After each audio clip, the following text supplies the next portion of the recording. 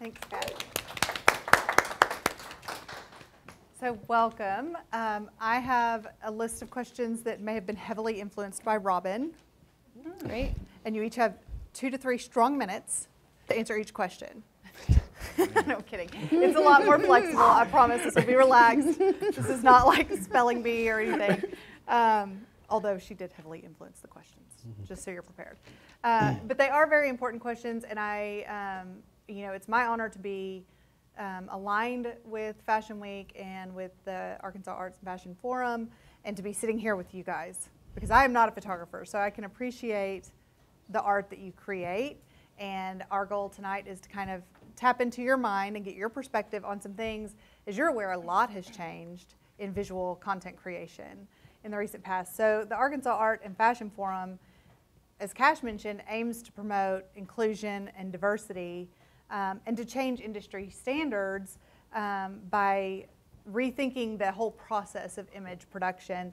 So as content creators, I'd love to hear from each of you about the importance of image making, but how you feel about your personal responsibility as a creative figure in today's world, as far as image creation is concerned. Like, what does that mean? What do the changing norms mean for you and your craft? How have they impacted you? Just take it whichever direction you want, but how have you seen that change? Yeah, Miles. Brandon, let's start. It's only like a 7-part question. Okay. I mean, Can you restate the question? right.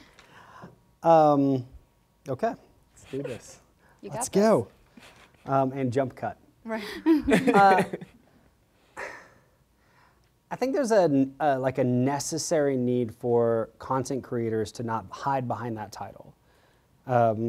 We all started off as artists, and content creation almost alludes to a lack of art.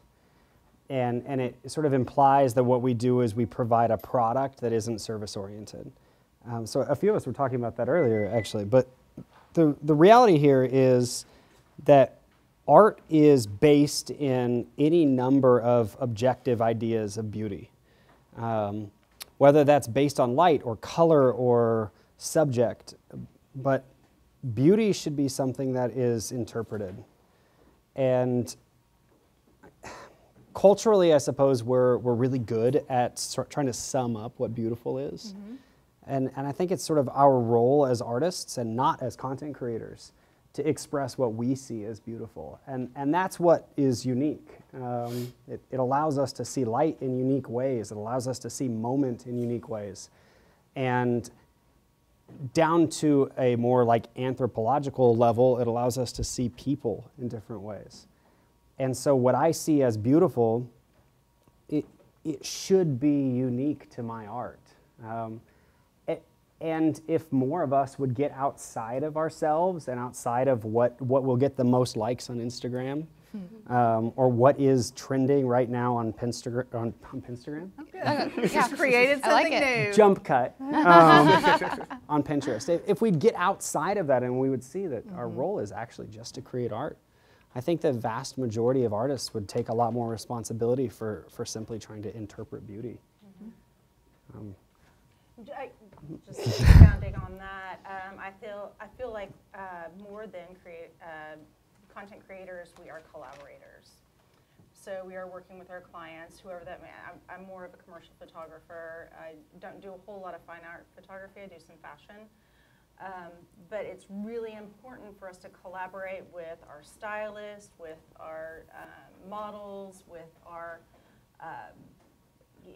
the people who hire us, and find out what their vision is, and then also help them be more inclusive as far as a brand to the masses. We aren't just marketing to pretty white women. We are marketing to the world. And so I feel like Fashion Week has really helped the photographers and videographers and models and the designers all come together as collaborators and work together as a team. So it's not just this one person creating art, it's everybody creating art. I think that's very important to have all of those minds on there. I did a few shoots with Robin, and I love being able to come to her and say, hey, I have this really wild idea that I want to do. And like 2 weeks later, she's like, okay, here are the models, here's the location, here's the time, I've got the stylist. You know, it's so awesome to be able to bring something to fruition that was in my head. And then she's already thought about, you know, marketing it to a wide range of people. So that's how Fashion Week has affected me personally. I really love the camaraderie. I love working with these guys too. Jessica, I'm curious if you've had to have any interesting or awkward conversations about cultural norms since in the recent past.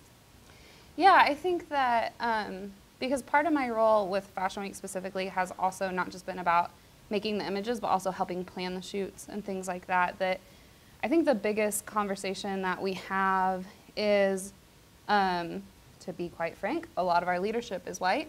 And so we have to balance that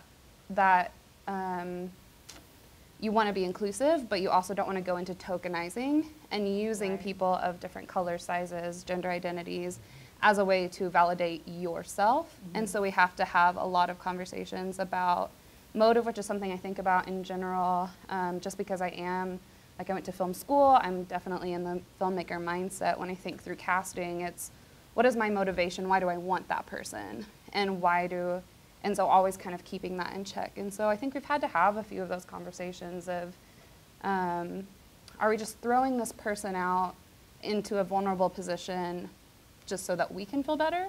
Or is this person truly right for this role? Can they work with the clothing? Can they work with the vibe? Can they fit that kind of thing? But also, are we making sure that we're not just going the safe route either? And so I think that that's been a lot of the conversations that Robin and I have had while I'm casting shoots with her, is just really kind of just keeping ourselves in check, like at any moment for either side of the spectrum. I love that perspective of considering the motive. Brandon, what about you? What are you seeing in cultural norms and anything about, I think about the kind of body positivity movement and what's happening there and how that might be represented in images. Yeah, so it's funny, like, so I had did a photo shoot where I did a photo shoot in the library, and it was more like a boudoir type photo shoot. But this person does a lot of modeling, and she's used to being highly edited and stuff like this. But she had a kid, had stretch marks and stuff like that. So I asked her, I was like, "Are you okay with me leaving the stretch marks in? Because stretch marks is a sign of beauty, it's nature, it's, you know, giving life. It's not something I feel like should be hidden, but it should be a positive message to sit here and love yourself and just love who you are instead of what the mainstream want, like Miles said, what's the interpretation of beauty and all of that. Everybody see beauty differently, and I feel like when it comes to putting together photo shoots and stuff like that, sometimes people will lose sight of, like he said, trying to follow people on Instagram, got to do this, or follow the norm of what beauty is, and beauty is, like everybody say, in the eye of the beholder. So when me personally creating art and stuff, I sort of try to always think outside the box, try to be creative. I love, like she said, you can go to Robin with an idea, and Robin be like, okay, I love that idea, let's make it happen. And she set you there and get it started. So being able to create something, bring it to life, and sort of be your own thing, and you get to put your work out and show what you think beauty is, and see how other people interpret it or what they get from it. So that's perfect. I think that we're in an interesting time where we do get to look at different representations of beauty. And I saw a meme on Facebook, which is where I get all my news, by the way, and all of my spiritual guidance come via inspirational quotes on Facebook. But it said, as we approach swimsuit season, you know, we're all like, oh, remember that every body is beautiful. And I've actually, that has crossed my mind when I've been at the pool and in that vulnerable position of, in my swimsuit, and kind of observing those around me. And I think it's that just every body is beautiful is something that has not been the norm, but maybe we're moving toward that. So As a marketer, I know when I was in college, we were writing a lot of words in marketing, lots of words, really focused on writing good copy and content. And what is happening now with social media is we've simply stopped reading words. Consumers, viewers, we all want to consume images and video. Whether that's a good thing or a bad thing, I don't know, and I'm not here to judge, but I'm curious your point of view on how that's affected your body of work or your life as an artist or as a professional in this industry. You going Well, again? Yeah, any order. Gosh, I mean, I think that that route only helps us, right? Well, I'm a visual person. I look at the image first. That's where I get my inspiration. I love going through Instagram and looking at other photographers and gathering inspiration from them. I follow everyone here on this panel, yourself included.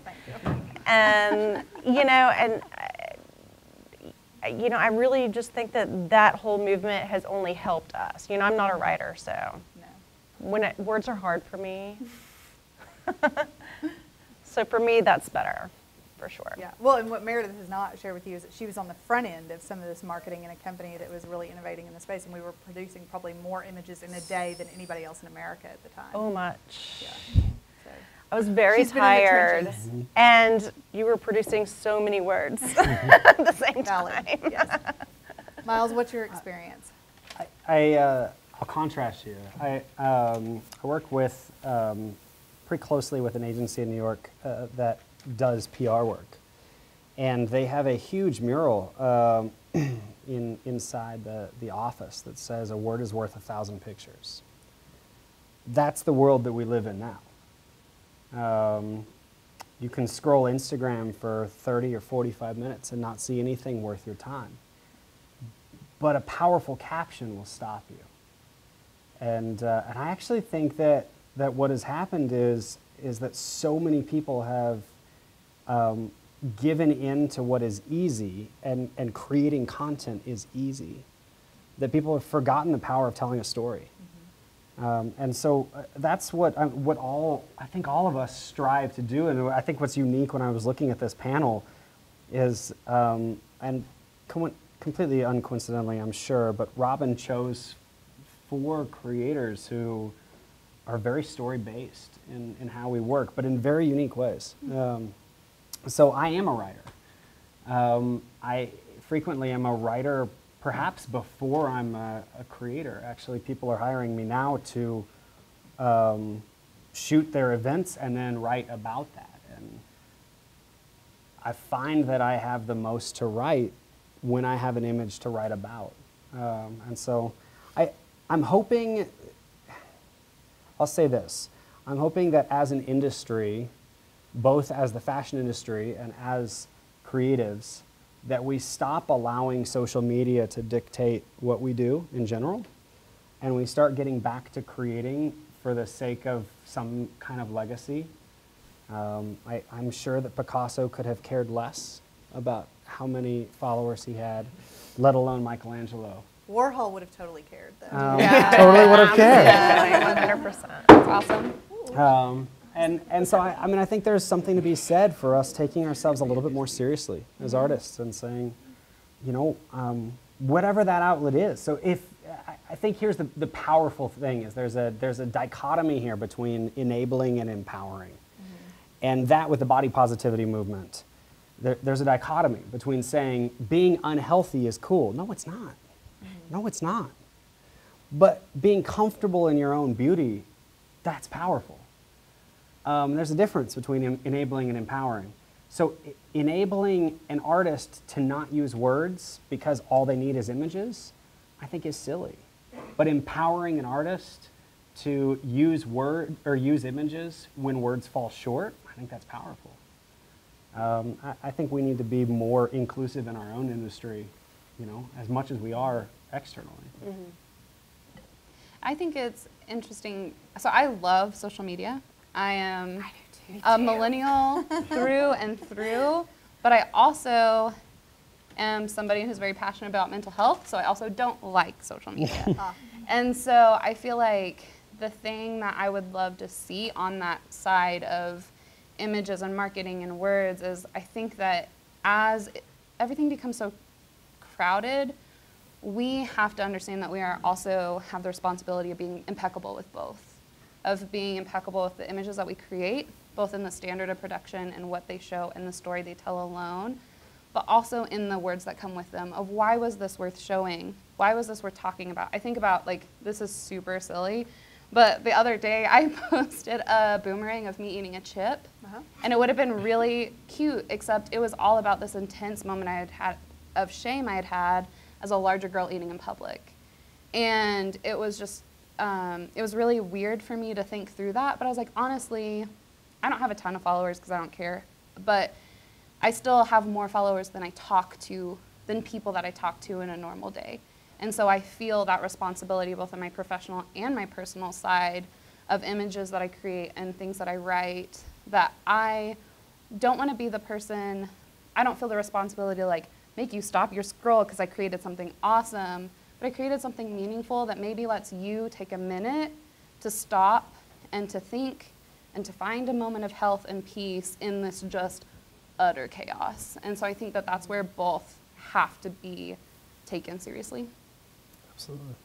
So with me, I'm kind of like on both sides of it, because I like going through Instagram. I follow certain people on Instagram that just inspire me, that just do a lot of creative work, because I just love studio work. Miles, one of them. But yeah, so I just love studio work. So sometimes I create images just because I just like it. And it's, to me, sometimes no words are needed. It's just a creative, fun. I love the suit. I don't want to put words in it because sometimes I just want people to interpret my picture for what they want to interpret it, instead of me putting a subject matter behind it and then making them look at it that way. But then at the same time, like, I do gallery work. I got a series called The Black Woman's Crown. Now, what makes that series so powerful are the words. Like, the images are powerful, but when you have the words behind it, because so the Black Woman's Crown is about black women with afros, because some people see the afro as just a hairstyle when it has a lot of meaning. When slavery was abolished, black people straightened their hair to look more white, fit in with society with the hopes of getting better jobs. Civil rights movement, afro comes back as a sign of pride, strength, and basically saying, hey, we won't be molded, but should be accepted for who we are. The reason I did black women is because I believe black women hold together the culture like any woman in any culture holds together the culture. So when I have these stunning black and white images that just shows the afro, like I have a profile, but it never shows the eyes, because I wanted everybody to, every black woman to be able to put herself there and with the natural hair and all. So with a series like that, words mean a lot to actually understand that. But then again, I have other pieces of work where I just scroll through Instagram, but like, oh, I love this. It's great. I want to recreate this or add my own style to it, because that's another way I get better. And I shoot a lot of different things. I do commercials, weddings, families, and I know people preach on, you need to do this, get known for this, but I get bored. And I love thinking outside the box, and I feel like if I'm shooting an event that helped me shoot weddings, me doing studio work with lighting helps me when I'm out and understanding light. So everything plays a part, and it keeps me creative, and it keeps me thinking outside the box. So. I love that. I think we came full circle. Like we went on a journey. We came back. So here's maybe a little bit lighter of a question. I don't know. How does the wait? There's more. How does the cultural and the physical landscape of specifically being in Arkansas affect your work? Oh gosh, that's lighter. I can go. Yeah, Go ahead. So me personally, I feel with Arkansas, being up here in my studio work, in my studio style, I feel sometimes it's meant for a big city, because a lot of the creative work that I do, I know if I did a photo shoot with sunflowers in them and made this real nice piece for somebody, and it looks like editorial, but it's just a personal thing, where I feel like if I did that in a bigger city, people would call me and be like, oh, I want to do a photo shoot like that. Maybe switch up the flowers. Here people see the work and they're like, oh, I love it, but they don't put their self in that place. They don't feel like it can be them. And I sort of go back and forth, but then being here, I love it for commercial work. This is like commercial place to be at. We got Walmart, J.B. Hunt, Tyson.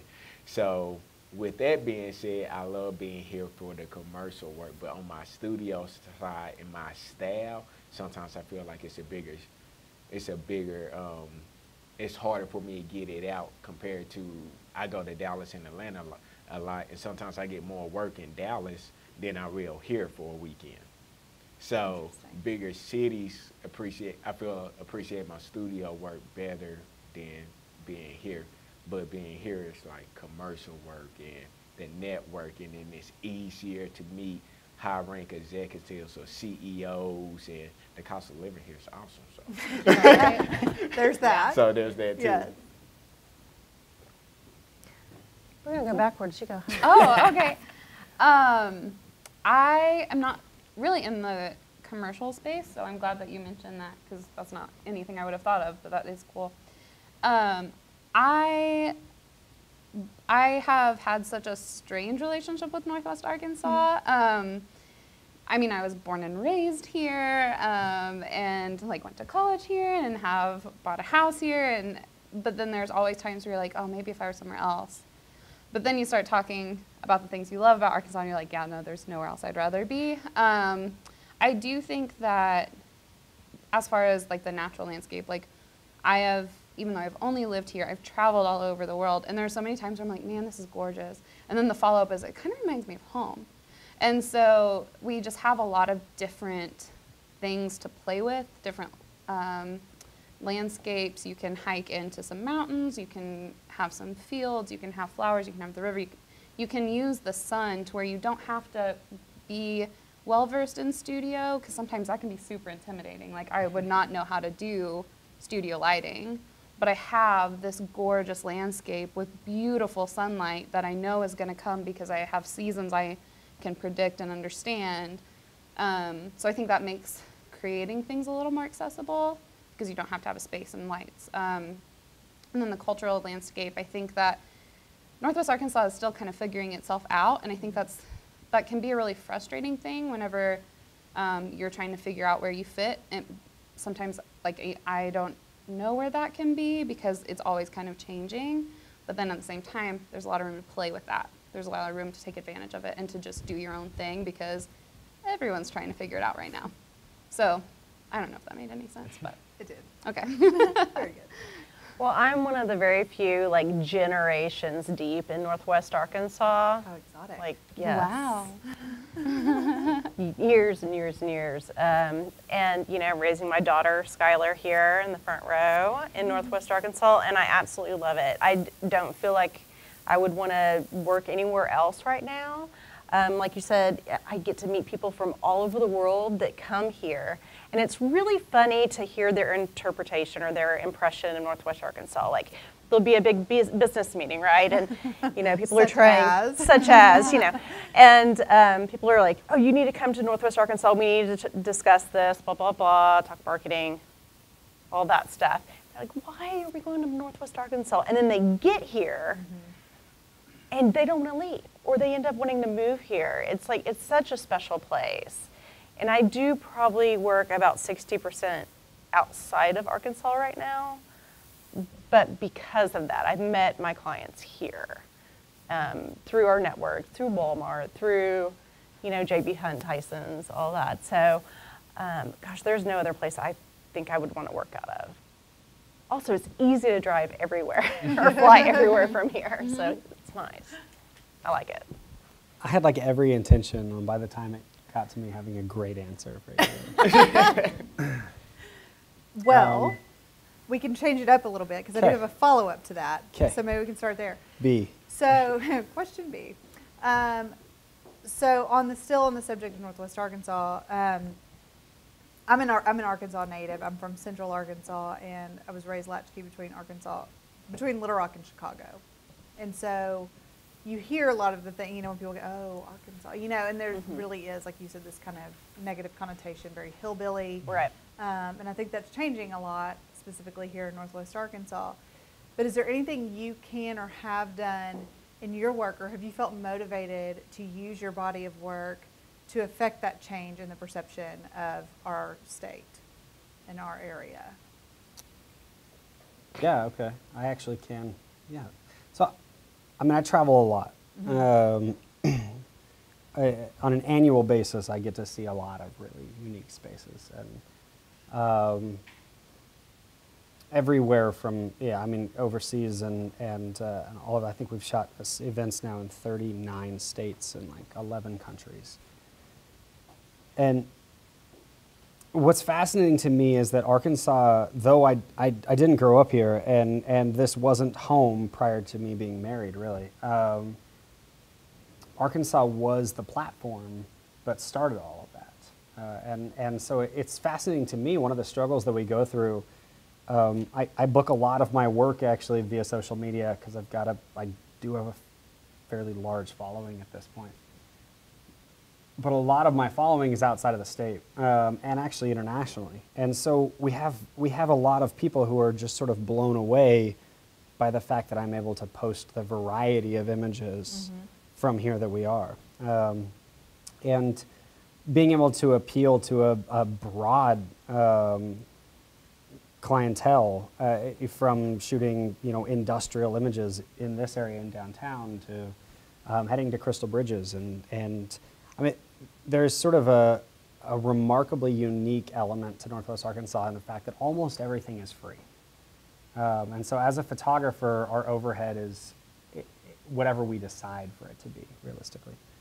And so that I think is really unique. And I've seen a lot of eyes open when I've spent time in New York or in LA or wherever I'm at. And people sit back and go, I can't believe that that's in Arkansas.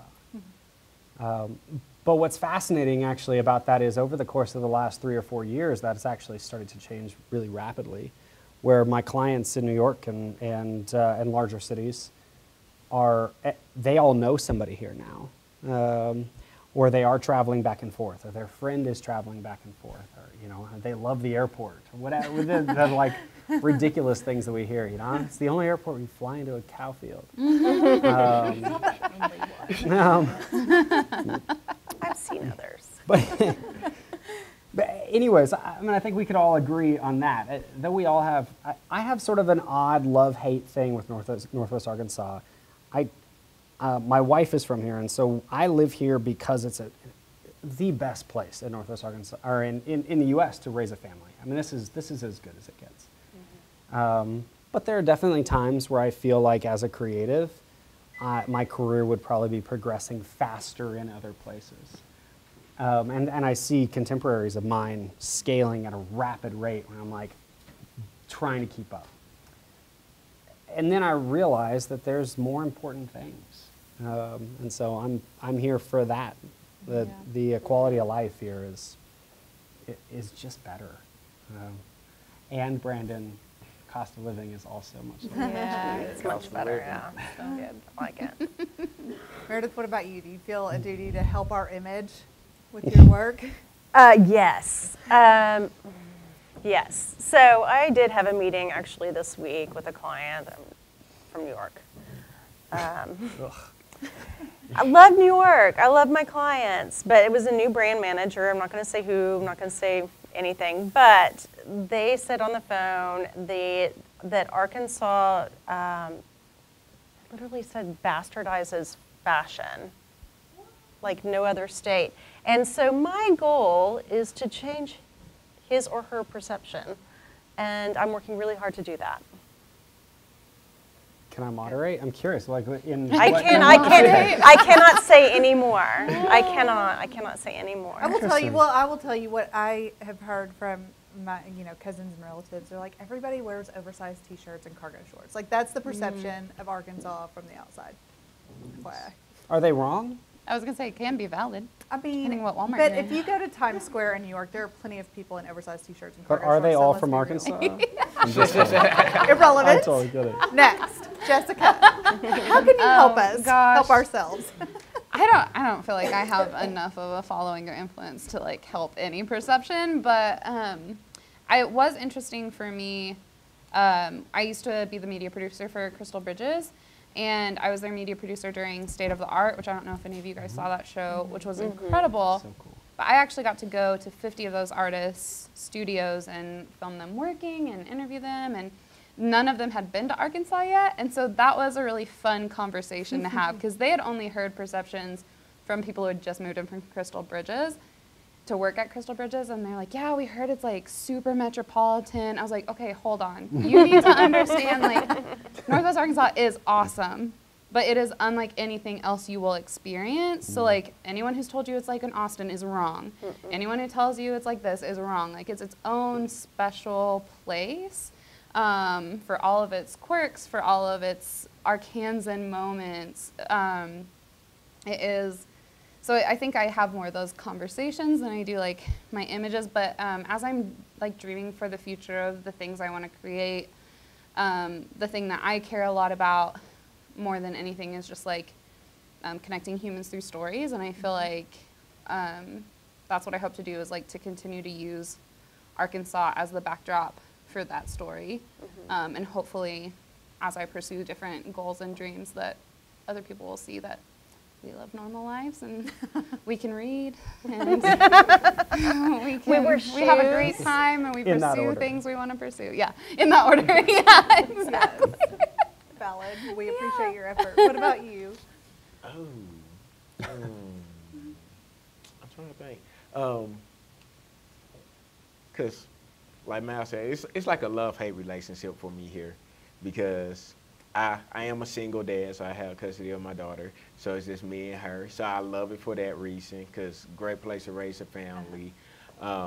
Like I said, cost of living, because I'm a big city person. Like, I'm from Fort Smith, Arkansas, but I love big cities like Los Angeles, DC, Miami. Like, I love big cities because I like having things to do. I like being able to go places, see different. I'm a people person, so you just get all these different type people in all these bigger cities and just so much. So for that reason, I love to travel and go everywhere, but then I love Northwest Arkansas for what it has to offer.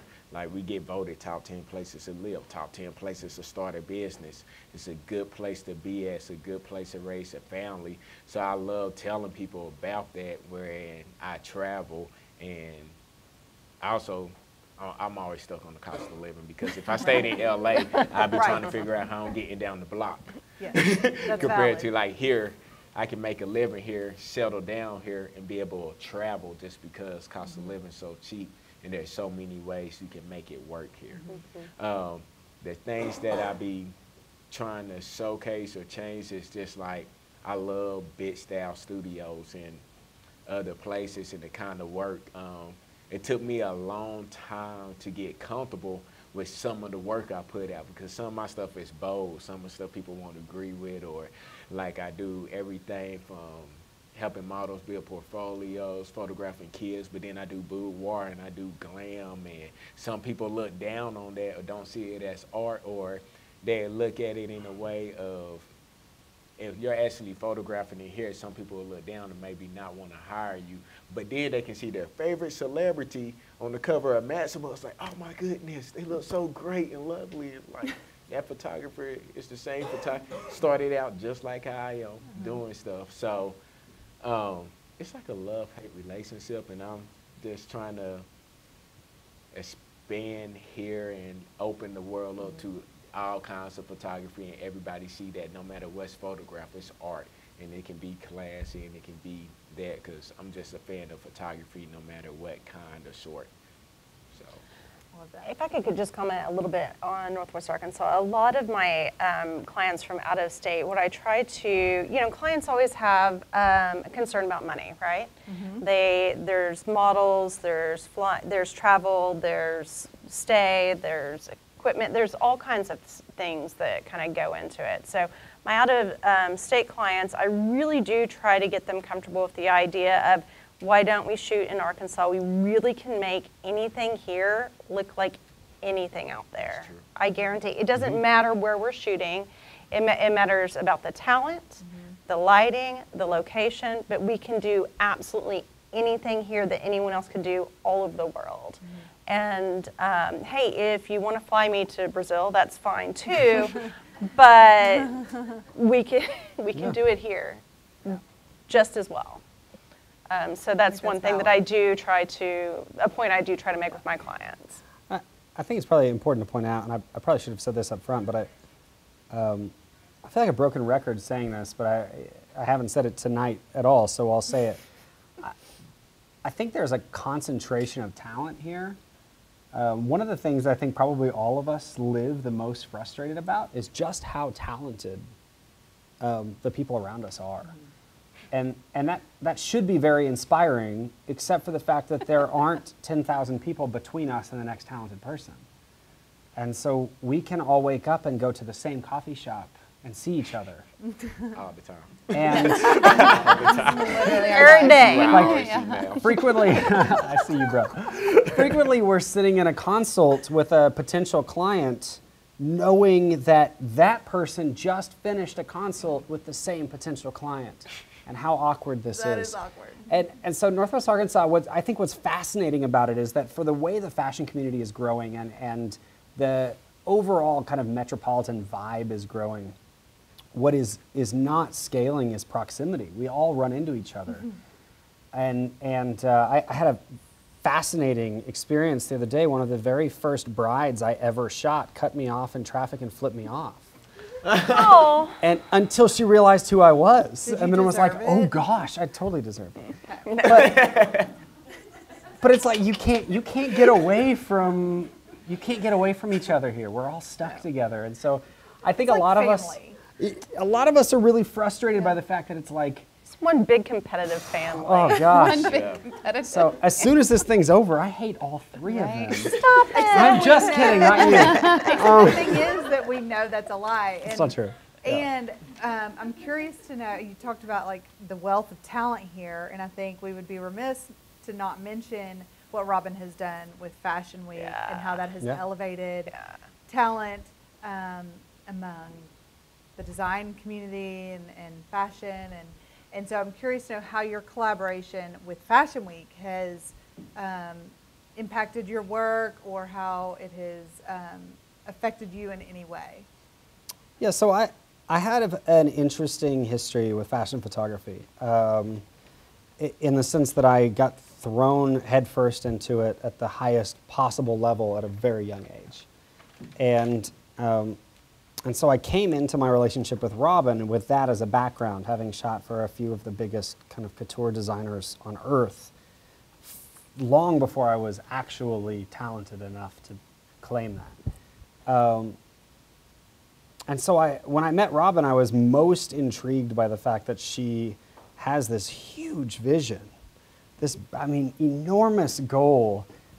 And then she has, I would say, I think the wisdom to use the people that are willing to partner with her to help her achieve that, instead of for her just to assume that she can do it on her own. And so our earliest conversations were, I can't take the photography, but I can tell you what I want it to feel like. And so, in that sense, I couldn't possibly, what she's taken on has been this labor of love that I couldn't possibly respect anymore. And then there's also the reality that is, this area is evolving, but it is still a fist fight to try and get people to understand that fashion isn't necessarily just this shallow reaction of what clothes we put on each day, and that there's actual value to that industry and the people who are behind it and the history of it. But then even that, she's pulled in people like Donnie Hubbard, who can teach all of us more things about Italian fashion than anybody actually cares anything about. So I've got this sort of interesting, again, everything's sort of a dichotomy, I think, tonight for me, but this sort of interesting relationship with Robin, where when I signed on to do this last year, and I was like, make me the director of photography, I'm gonna make the most beautiful images you've ever seen. And then I I was faced with the reality that I was like, you know what, there's actually still going to be a lot of struggle here. This area is not ready for the talent that could happen. The models aren't ready to give in and actually be open to the talent that could happen. The designers aren't ready to step outside of their own firewalls and say, like, here's what I would design if nobody was judging me. And then the photographers aren't willing to just do what we would do if we were willing to be completely creative. And I think that is what's happening in larger markets. People are just being creative for the sake of being creative, and that's really cool. But I will say, I think Robin's pushing us all like a freight train that direction. Yeah. And she's basically telling everyone, like, either get in or run. You know, and I think that's pretty cool, actually. So I'm in. Yeah. Awesome.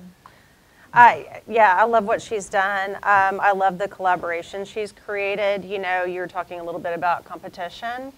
And I think what she has created with Fashion Week is like just a wonderful collaborative space. Like I loved working with you we're like shoulder to shoulder this year. It was so awesome.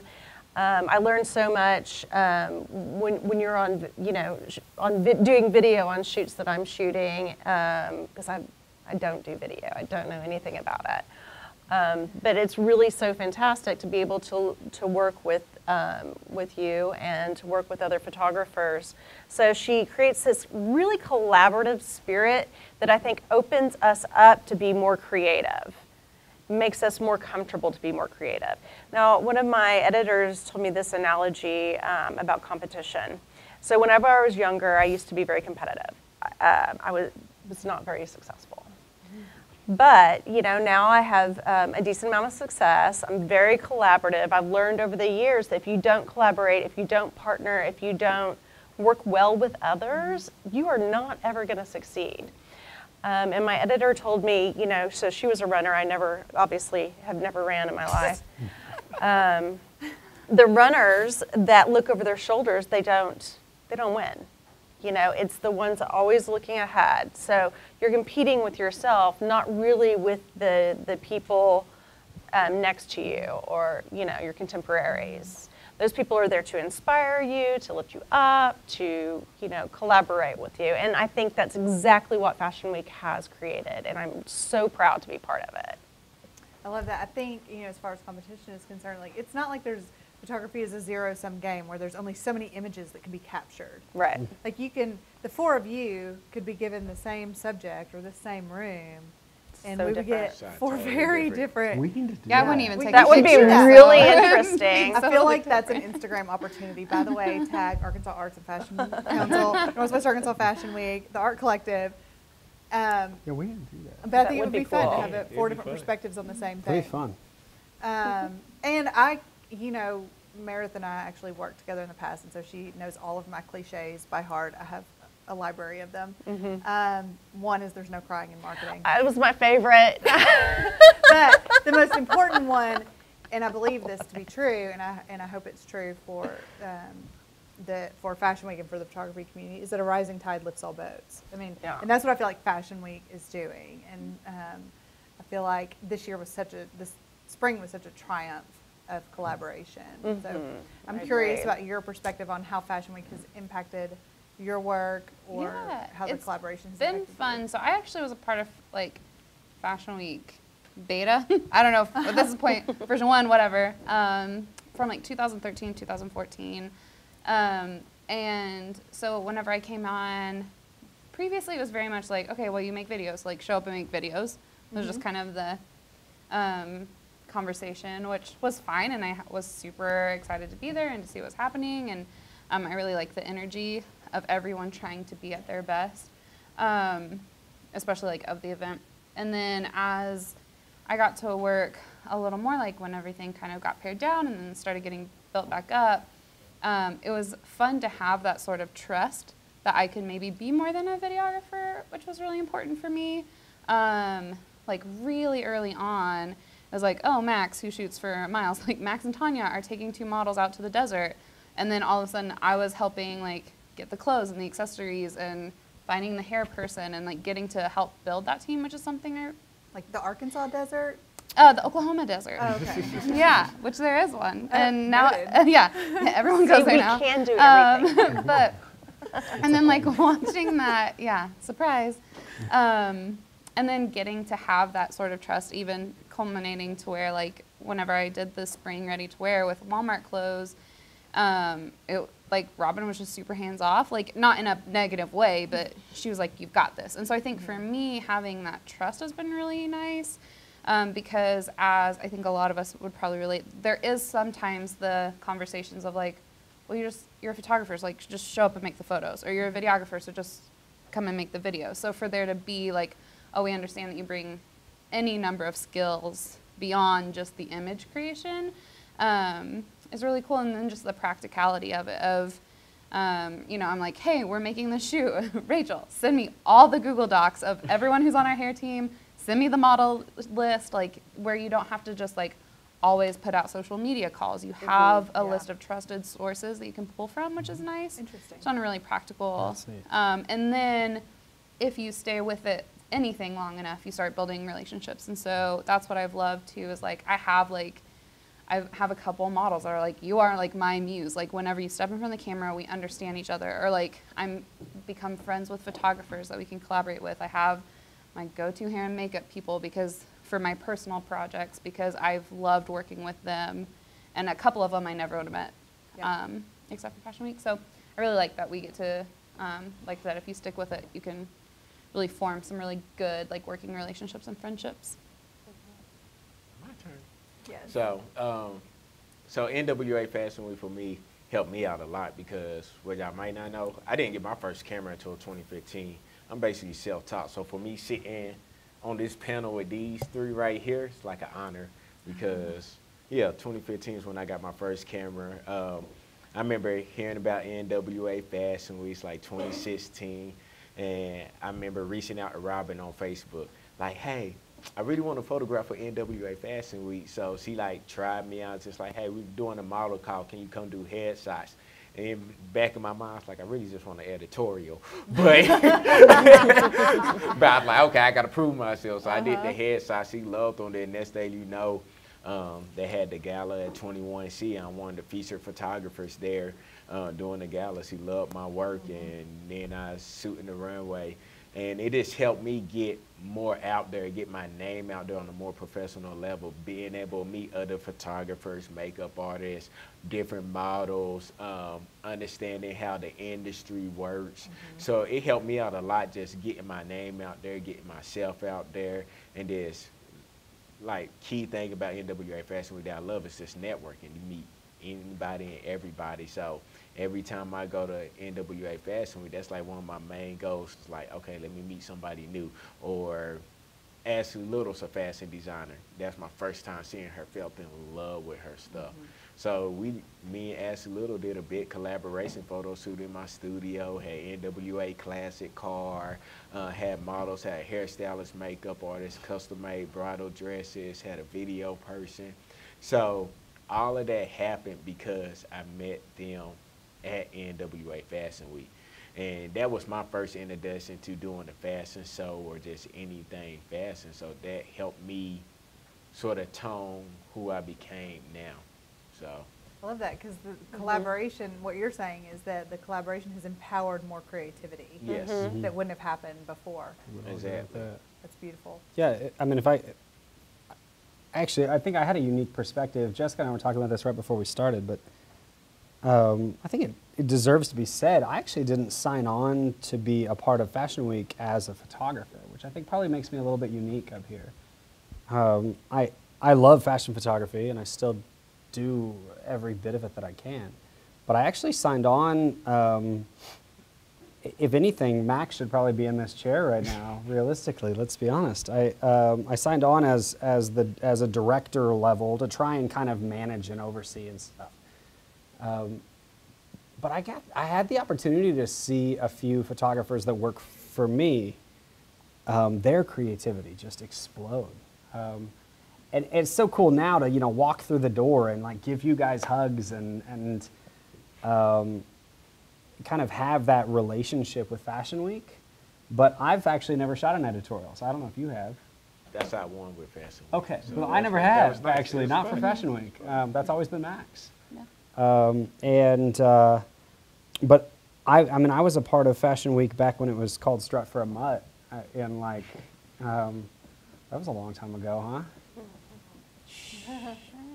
huh? And that was when I was carrying the camera, and so it's just cool now to see the way it has evolved and changed, and the level of work that's coming out now is like unbelievable. Some of the most beautiful work I've ever seen any of my employees create has come through this outlet. And to sit back and just be in awe of these guys that I'm like, man, you work for Robin on Saturday, but you work for me on Monday. That's pretty cool, you know? So anyway, I awesome. think it's a pretty powerful thing that's going on. Agreed. I think so too. And then I just wanted to say, just to speak about an experience like at one of the NWA Fashion Weeks. Like, I remember following Miles, like when I first started off. So when I first got to meet Miles, I was just like, oh my goodness, I'm sitting here photographing this to Miles and stuff. And I remember at NWA Fashion Week, I was like sitting here talking to her. I was like, man, you know what I really want? I was like, I really want you to take my camera and just take some images so I can just see what you create using my camera so I can see what my potential is, where I need to work to. So I remember he took my camera and he over here changed all my settings. I was like, look, I'm not that terrible. Like, that's my first thought. Like, he changed everything and taught me stuff that, like, little 5 minutes taught me something. Until this day, I use it, I love it, and it's awesome. So I put it on appreciate full that. auto. We did not. The beauty of that is that the sum is definitely greater than the parts. Like, you two parts came together and created something even more amazing. On that note, we have a few minutes left, and so I'd love to open it up. If anyone here has questions they would like to ask of anyone on the panel, we've got access to 4 of the most creative minds in Northwest Arkansas. Yes. So I'm like at the very beginning of photography and videography. Do y'all have like a go-to online, maybe on YouTube, person that you think could be like, if you just want to learn more about the basics of like watch, or like recommend one person? So I say honestly, when I first started, the thing that kept me going is not a certain individual on YouTube. I just looked up YouTube tricks because, like I said, I get bored. So I looked up all YouTube tricks, and I tried to do everything I could do, like doing long exposures, playing with lasers with it, and just doing that type stuff. And then once I felt like I did all the tricks, all the rest of them, I needed like a speed light. So I was like, oh, let me get a speed light so I can try to learn how to do this other stuff. So I don't have a certain person I go to, but I just look up photography tricks and just all that stuff that's just fun, because then that helped me on my creative side when I'm doing stuff. So that's really how I learned, was just YouTube and just anything, and just learning through tricks and then asking photographers for advice. That's like how I taught myself. I've been where you are. I'm old, y'all. I started in film Same. day.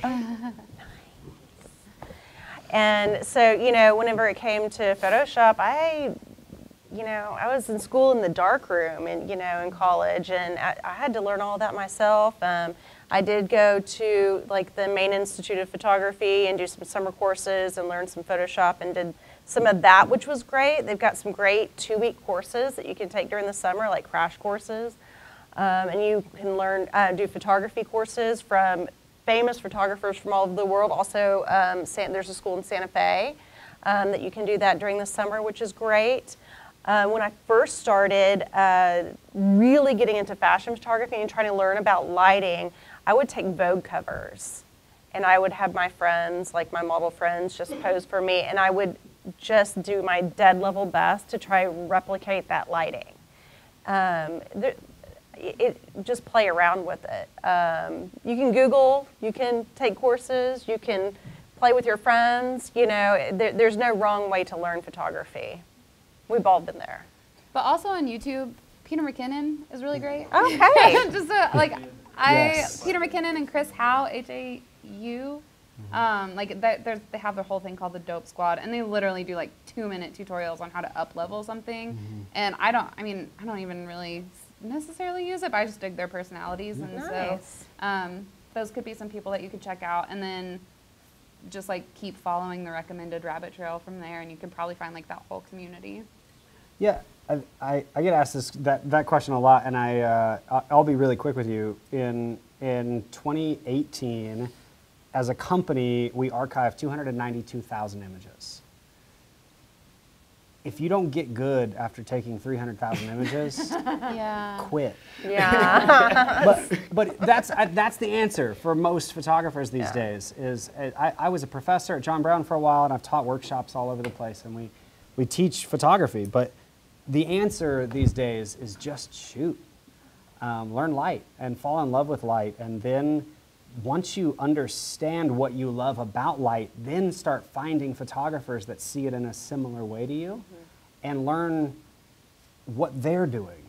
And to me, Peter McKinnon's amazing. Yeah, they but just I do don't waste a technical lot of tips, time yeah. when people are like, hey, here's how to create the ring of fire trick. And it's all gimmicks, Yeah. like It's just bending light. Yeah, You don't have to overthink it too much. just shoot until it starts to make sense. It's like you learned the alphabet. You just had to say it over and over again. Yeah. And also, shameless plug, I do private lessons. There you go. Nice. I also teach for nerdies, but right now it's not adults. I think we're working I need to send towards, Charlie. yeah. Send Charlie. Yeah. Yeah. So I'm from LA, but I'm also involved in the community that I realize is close by, and that's Shutter Fast. Mhm. Shutter Magazine is out from Providence. Anyway, he's brought in to Shutter Fest, he's brought in every commercial photographer you can imagine, from Joel Grimes to, names are gonna elude me, because they always do, but that's a good place to check out. No, they do a magazine, but they do a free online photography. They offer a lot. Michael Corsada is a huge one that participates with them. And you can learn a lot from it. And it's they have a conference in St. Louis, and it's cheap. It's $99. Which if you've been to the big ones, they're super expensive. They're not and then cheap. you have to pay extra for the classes. Well, at Shutterfest, you don't have to pay extra for the classes, and they're hands-on, so you're shooting with other photographers. It's probably one of the most collaborative places I've ever been to. But you might want to check that out too. There's a wealth of information. People shoot different ways. Some people are film photographers, some but anyway, I was thinking that might be a good source for you. Helpful. Probably time for one more question. Yes, ma'am. Sorry. Nothing came out. Yes. And scene. I've decided too much. I'm sorry. How did you guys combine storytelling with commercial photography? How do you make it work so that you're showing your client your product, but at the same time you're showing your potential and your story making in a photo? I can address that. Well, I'm a lifestyle photographer mostly, so that's what I do. I storytell in my imagery for commercial clients that go and sell products. So what you really need to do is really focus on the product and then shoot wide from there. So like I'll shoot the scene, I'll set the scene up, I'll have the models, I'll have the right light, I'll have the right environment, everything's been approved by everybody. You know what I'm talking about. And then I either start tight and then shoot wide, and then you have the action going. So you're giving your models direction. You're saying, okay, you have friends that are walking over here, and you're greeting them. You're saying, hi, your eye line is over here, you're happy, or you're by yourself, you're introspective, you're, I don't know, tying your shoe, you're doing this, you're doing that. It's a lot more about direction than it actually is about the photography, but always being focused on the product that you're selling in every image. For me, it's a little, my whole background is storytelling. Like I went to film school so I could be a storyteller. And I know it's a little different between video and photography because we do have a little more time that we're working with, right? Like I have a minute versus a frame. But I'm also like a really intense empath. And so for me, it's all about feeling. So this product, like all of marketing is, you have a problem and I am specifically qualified and uniquely qualified to meet that problem with this thing that I'm selling. And so for me, it's about like, what is that feeling of what it would be like for that problem to be solved? So is it like joy? Is it ease? Is it letting go? Is it peace? Is it like, what are those feelings? And then how can I create images that make you feel like that? Because no matter what the image is, it's always a person who's looking at it. And it's always a person who's going to bring something from their life into it, whether you've written an incredible caption that helps them know what it's about or not, they're going to bring their own story into it. And so I think it's about those connections of like, oh yeah, like I get that. Like I understand what it feels to be this way or what it feels to have this kind of a day. Like as silly as they can be, or as tropey as they can be, like the frustrated mom. Like, oh yeah, I get that. I mean, I don't because I'm not a mom, but like somebody in this world does. I get it. You know, but like you think about those kind of things, they became the standard marketing image because there's an entire group that is going to buy that product because they're like, oh, that's going to make my life easier. Mm-hmm. And so I think for me, it's all about starting with an emotion and then building out your story from there and then figuring out how a product or a commercial aspect can fit into a story. So that's my 2 cents. I think probably the most intentional difference between most photographers and videographers and fine artists tends to be the level of psychology in what we do. Mm-hmm. The vast majority of us are far more fascinated with empathy than we are with art as a whole. Oh yeah. And there's something really powerful about being able to tell somebody's story that you understand. Probably the most difficult thing you'll ever do is try and tell a story that you don't grasp. And I mean, I shot images a few years ago of a stillborn baby. I was called in to do that, and I couldn't put myself in that position, and it was nauseating on so many levels to me because I couldn't even fathom what the parents were going through. And then since then, I've had the opportunity to meet a few photographers that's what they do. But so many of them have been through that experience, and so they were able to empathize in that experience. And so as a storyteller, I mean, I think our job, whether you're in commercial or fashion or portrait or wedding or regardless, your job is to be able to speak to the psychology of what your clients are going through. And so if you can't picture yourself on the other side of a camera, one of the things that as we train photographers, we're doing a large workshop in Chicago in August. And one of the most vulnerable things you'll ever do is tell a group of photographers to set their cameras down and let them and let me take their photos. And they hate it. Mm-hmm. But until you get comfortable being on the other side of a camera, you have no idea what you're putting your subjects through. And until you're willing to be insecure, you can't get mad at your clients for asking you to Photoshop them. And until you're comfortable being ugly and uncomfortable and you know, walking away feeling that gross feeling, you have no idea what you put people through when you do a bad job. And then when you see that, when you sense that, suddenly telling a story becomes very easy because you start to look at people and you say, oh my gosh, this isn't about making you feel beautiful. This is just about making you feel anything. Mm-hmm. I just want you to walk away with feelings in general and not to walk away saying, I got my picture taken, you know? Yeah. And then you start to direct that, and it's a little, I don't know if you guys have said that, it's a little addictive and a little like, at times you almost have to sort of check your own narcissism at the door because you get to the point where you're like, I wonder how far I can push this. this. You know? I don't even know what I'm saying when I'm behind the camera. I don't. Yeah? I have no Scary. idea. I do because it's video, so can I say it? literally have record of it, and it's a little ridiculous. I want to do a photo shoot with you. You should, I'll tell 'cause- you. and then tell me what I say, because She's I very have no comforting. idea. She's Oh, very thank comforting. you. Well, then there's a whole nother level. Once you get all of that thought about and taken care of, then there's, you know, if you're working for a client, then there's like, okay, what does the designer need? Yeah. Does the designer need room on this side? On this side? Should my model be looking this way? This way? Where's my negative space? Is this going to be a banner? Is it going to be, you know, what is this going to be? So there's a whole nother level. There's so many things that we're thinking about all the time why we're behind that camera in front of, you know, our models or our subjects.